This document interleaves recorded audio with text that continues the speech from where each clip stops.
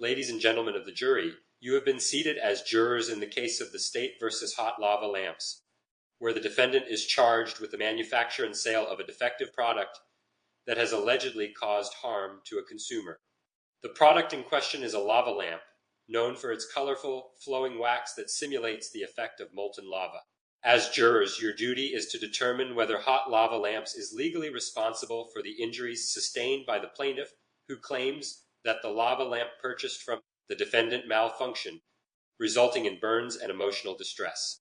In this case, the plaintiff must prove by a preponderance of the evidence that the lava lamp was defective, and that this defect was the direct and proximate cause of their injuries. A preponderance of the evidence means that it is more likely than not that the plaintiff's claims are true. The defendant denies these allegations and contends that the product was safe when it left their control, and that any subsequent malfunction was due to the plaintiff's misuse or alteration. You will hear testimony from experts in product design, manufacturing, and safety standards. You will also hear from witnesses who will describe the circumstances surrounding the incident in question. As you listen to the evidence, you must consider the following.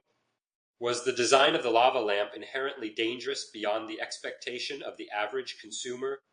Did a flaw occur in the manufacturing process of the specific lava lamp purchased by the plaintiff that made it unsafe? Were the provided warnings and instructions adequate and clear? Did the plaintiff adhere to these guidelines? Did the plaintiff use the lava lamp in a manner consistent with its intended use? Or did they deviate from the instructions in a way that contributed to the incident? If you find that the defendant is liable, what is the extent of the damages to the plaintiff? This includes physical harm, emotional distress, and any financial losses related to the incident. The defendant is presumed to be not liable unless proven otherwise. It is not the defendant's responsibility to prove that they are not liable. It is the plaintiff's responsibility to prove that they are. During deliberations, you must consider all the evidence presented, the credibility of the witnesses, and the weight of the testimony. You must not be influenced by sympathy, prejudice, or personal feelings towards either party. Your verdict must be unanimous. If you find that the plaintiff has proven their case by a preponderance of the evidence, then you should find in favor of the plaintiff. If, however, you find that the plaintiff has not met this burden of proof, then you must find in favor of the defendant. Please listen carefully to the instructions of the court, the arguments of counsel, and the evidence as it is presented. Your role in this process is crucial, and the decision you make must be based on the facts as you understand them. Thank you for your attention and service. The court now calls upon the first witness to take the stand. As you deliberate, you must also consider the standards of proof. In civil cases such as this, the standard is not beyond a reasonable doubt, as it is in criminal cases, but rather the preponderance of the evidence.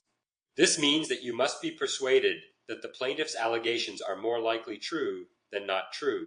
Furthermore, in assessing the credibility of witnesses, you should consider their ability to remember, their manner while testifying, any interest they may have in the outcome, their bias, and the reasonableness of their testimony considered in the light of all the evidence presented. It is also important to understand the concept of comparative negligence. If you find that both the plaintiff and the defendant contributed to the incident, you must decide what percentage of fault belongs to each party. The plaintiff's recovery may be reduced by their percentage of liability. In considering damages, you should deliberate on the following types of payout. Punitive damages are intended to compensate the plaintiff for the actual losses suffered. This can include medical expenses, lost wages, and compensation for pain and suffering. These are awarded in cases where the defendant's conduct is found to be especially harmful, and are intended to punish the defendant and deter similar conduct in the future. The court reminds you that the amount of damages is solely the province of the jury.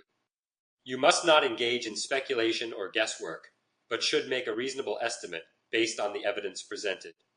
In your deliberations, you should not consider the financial status of either party here. The law applies equally to everyone. This is regardless of wealth or status. Your role in the judicial process is a serious responsibility. The court will now proceed with the closing arguments from the counsel for the plaintiff and the defendant, after which you will be excused to the jury room to begin your deliberations inside. Thank you for your service in performing this civic duty here.